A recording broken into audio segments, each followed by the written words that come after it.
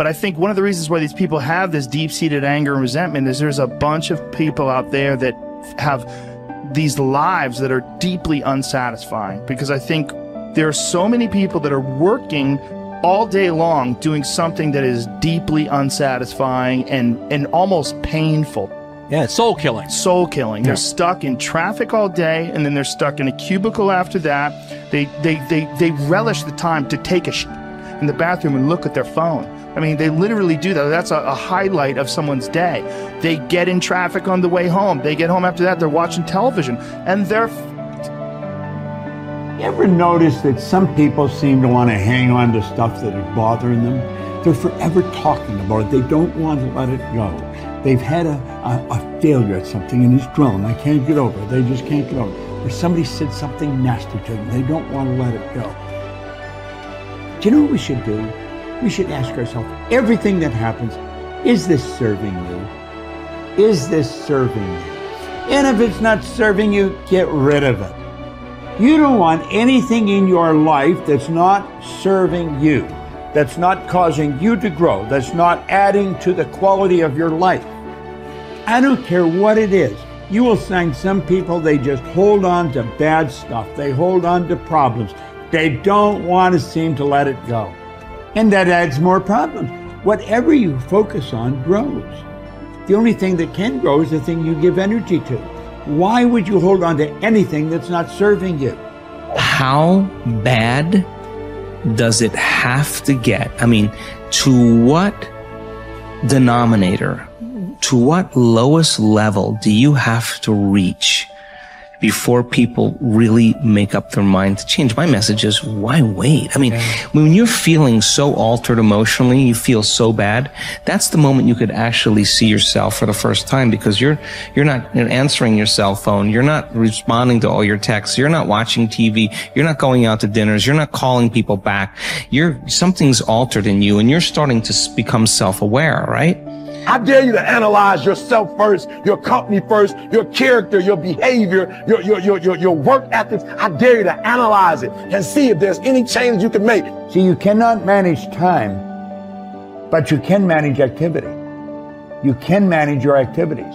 Make certain that what you're doing really makes a difference. Make certain that you're spending your time on activities that are productive, that are taking you in the direction of your goal. If you think about the person that you want to become, what's that person do every day that you don't do right now? And when you start to do the thing that the person you want to become is doing, you leverage something called behavioral activation therapy. And that is a whole body of research that says when you act like the person you want to become, it's the most powerful way to change a habit. It's even better therapy than talk therapy, because the action proves to your brain that you're becoming that person. You're seeing the change through the action, and so then the brain catches up and starts to relate to you like a person that's confident, or a person who adores their appearance, or a person that celebrates themselves exactly as they are. Before you start the day, ask yourself, how do I want to think today? How do I want to feel? How do I want to behave? I mean, what would greatness look like? What would love look like today? What could I do that would be really cool for me at the end of the day? Say, wow, so I had a good day today. What would make me feel that way? And if you can't find an answer to that, start reading. Who reads anymore? Read a book. I read so many books a week. I know, I'm that way too. So read something about, you want to be wealthy?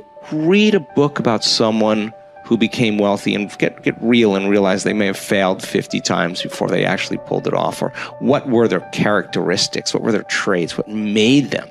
It wasn't about their wealth. It was about who they became. That's the key, right? So fill your brain with a little knowledge, and then just start asking yourself, what's the greatest expression of myself that I can be today? And rehearse it. Rehearse how you're going to be. And then if it leads to a different choice, that's the unknown. Mm-hmm. And just know that it's not going to be predictable. It's going to be a little uncomfortable. That's where the magic happens. If you can stay relaxed and awake in the unknown, things get pretty exciting. When you're back to the known, you're back to the familiar. Don't expect anything to change in your life. And if you say it's that person or that circumstance, you defaulted and went back to the program of the victim, allowing your outer environment controlling your thoughts and feelings. If you truly do this well, This is what I discovered.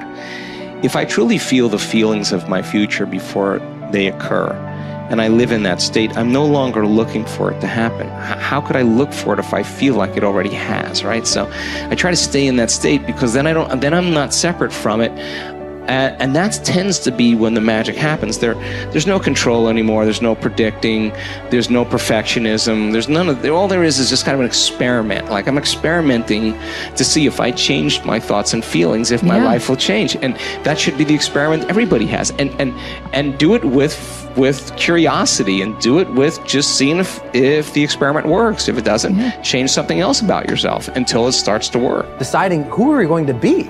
You know, we shouldn't hope to end up one day a magnificent, strong, beautiful, capable, kind, loving person. We should start living like that today, hopefully, so that we become that. That who we become is not an accident, but hopefully a purposeful intent.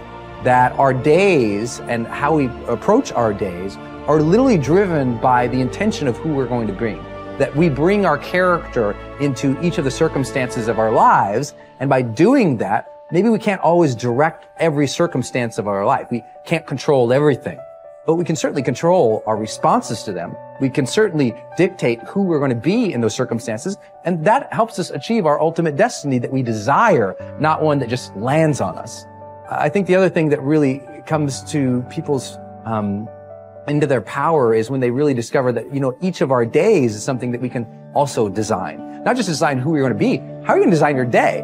What's this day going to be about? What's going to get your attention? What's going to get your focus? And what should not be getting your focus is just your inbox, or just what I call browser blackout, clicking around on all these blue links or images, or swiping here and swiping there, and then losing 4 or 5 hours of your day. Because what ends up happening for so many people is they lose 2 or 3 hours to distraction each day, maybe 4 hours of distraction of television a day. And over the course of their lives, now a decade is gone of opportunity, a decade of missed opportunities to connect with your family, to achieve your dreams, to work a little harder, to contribute that thing you always contribute, to learn that skill that you wanted to learn. Like, we have to decide on our days. We have to design them. We have to wake up and decide what this day is going to be about, what's going to get done, what's going to deserve our focus, who will we reach out to, instead of just responding to everybody else's needs. Look back over your life and ask yourself, what activities, behaviors, or decisions have been most responsible for my success in life to date? You will probably find that less than 5% of the things that you have said or done have accounted for most of the success you have enjoyed. You may find that it was your unique ability to solve a particular kind of problem or to take advantage of a particular type of opportunity. You may find that your special talent was an interpersonal skill that enabled you to influence and persuade other people at a particular time and place. You may find, on analysis, that it was an ability to take charge and accept responsibility for accomplishing a particular goal. Whatever has been responsible for your successes in life to date may be a good indication what you should be doing in the future. Analyze your work based on the measure that I call return on energy. Leaders in every field deliberately apply their talents and energies where they can achieve their greatest return on the amount of energy, mental, emotional, and physical, that they invest in any endeavor. They refuse to take on jobs or work in areas where they cannot perform at exceptional levels. They treat themselves as valuable resources, and they spend their energies very carefully. One of the questions that you might continually ask yourself is this the best possible use of my time and energy? Is what you are doing right now the most valuable thing that you could be doing, given your particular combination of talents and abilities? Often answering this question will help you to see that there is a vast difference between what you are currently doing and what you should be doing if you want to be fulfilling more of your potential. Once you have chosen your ideal job or occupation for this stage of your career, your biggest responsibility is to make the decision to become very good and then to become excellent at what you do.